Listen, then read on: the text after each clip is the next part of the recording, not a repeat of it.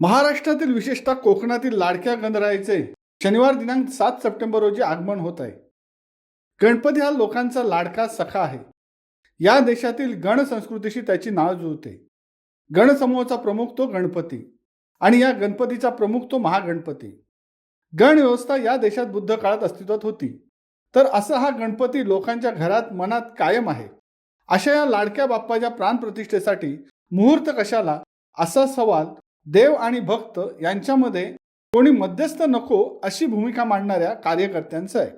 हल्ली कॅलेंडरचे प्रमाण वाढल्याने मुहूर्ताचे थोटाण वाढले आहे. पूर्वी कुठे मुहूर्त पाहून गणरायाची प्राणप्रतिष्ठा होत होती. लोक स्वतःच गणरायाची पूजा करून प्राणप्रतिष्ठा करत होते. शहर वगळता ग्रामीण भागात बहुतांश लोक आजही पुरोहित न बोलवता स्वतःच गणरायाची पूजा करतात. शहरात पुरोहित बोलवण्याचे फॅड अधिक आहे. त्याचे लोण हळूहळू ग्रामीण भागात पसरत आहे. मात्र पूर्वपार मुहूर्त न पाहताच गणपतीची पूजा होत आली. आज जे कोणी मुहूर्त पाहून गणरायाच्या प्राणप्रतिष्ठेचा हट्ट धरत आहेत, त्यांच्या वाडवडिलांनी कधीच मुहूर्त पाहून गणपतीची स्थापना केली नाही. मुहूर्त पाहणे ही काही लोकांच्या पोटा पाण्याची सोय आहे.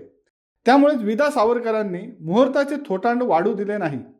सावरकर म्हणतात, मुहूर्त पाहून लढाया करणारी पेशवाई बुडाली, तर मुहूर्त न पाहणाऱ्या इंग्रजांच्या साम्राज्यावरील सूर्य कधीही मावळत नव्हता. याबाबत प्रसिद्ध साहित्यिक डॉक्टर जे.बी. शिंदे यांनी चित्रलेखा साप्ताहिकात मुहूर्त, शुभाशुभ यावर प्रहार केले आहेत. मुहूर्तावर टीका करणारी त्यांची अभंगरूपी कविता महाराष्ट्रात चांगलीच गाजली. आजही ती कविता अनेकांच्या तोंडात आहे. शिवसत्ता times news bureau, Navi Mumbai.